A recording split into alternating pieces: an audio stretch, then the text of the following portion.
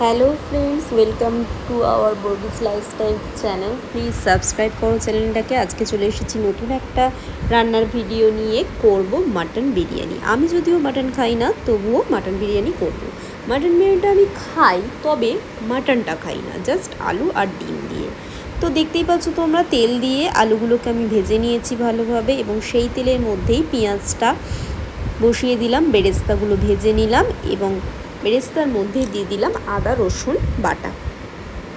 তো এটা দিয়ে আস্তে আস্তে আরও ভালোভাবে মিশিয়ে নেব, এবং ওটা কষানো হয়ে গেলে তার মধ্যে দিয়ে দেবো কিছুটা লবণ। লবণের পরে দিয়ে দেব জিরের গুঁড়ো, গোলমরিচের গুঁড়ো, লঙ্কার গুঁড়ো, হলুদের গুঁড়ো।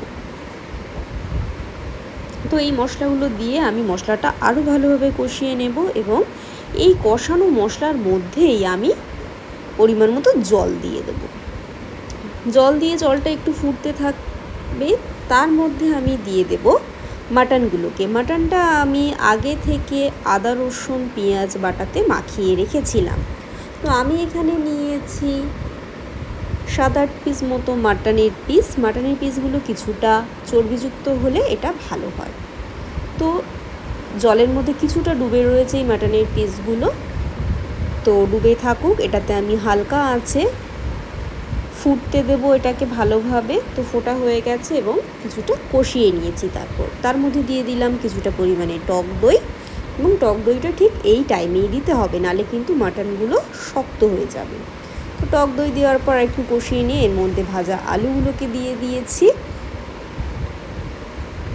তো আলুগুলো দিয়ে দিলাম। আলুগুলো আলাদা করে সিদ্ধ করিনি, কারণ প্রেশারে দিয়ে দেবো। এই রান্নাটা কড়াইতে আমি সিদ্ধ করেছি কিছুক্ষণ, তারপর প্রেশারে দিয়ে একটা সিটি দিয়ে নিয়েছি। তো দেওয়ার পরে আমি একটা বড় হাঁড়ির মধ্যে ঘি দিয়ে দিলাম। ঘি দিয়ে মাটনের যে আলুগুলো ছিল তোলা, সেই আলুগুলো দিয়ে দিলাম। দিয়ে এবার আস্তে আস্তে রাইসটা বয়েল করে নিয়েছি, গরম মশলা, গোটা গরম মশলা দিয়ে এবং কিছুটা তেল দিয়ে।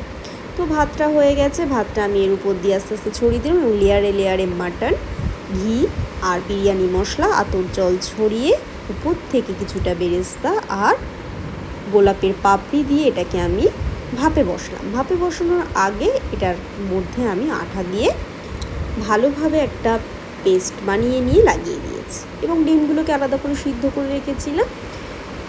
তো দেখতেই পাচ্ছ তোমরা বিরিয়ানিটা ঠিক কীরকম ঝুড়ো ঝুড়ো দেখতে হয়েছে, এবং ঠিক কতটা কালার এসেছে। আমি কিন্তু এখানে কোনো ফুড কালার ইউজ করিনি। দেখতেই পাচ্ছ মাটনটা কতটা নরম হয়েছে, আর ফুড কালার ইউজ করিনি, এবং হলুদও খুব কম পরিমাণে ইউজ করেছি, এবং বিরিয়ানির যে মশলার কালার ছিল তাতেই হয়েছে। এখানে কোনো জাফরান না, কোনো ফুড কালার না, কিছু ইউজ করি। দেখতেই পাচ্ছ কতটা ঝুড়ো ঝুড়ো রাইস। আর আলুটা আমি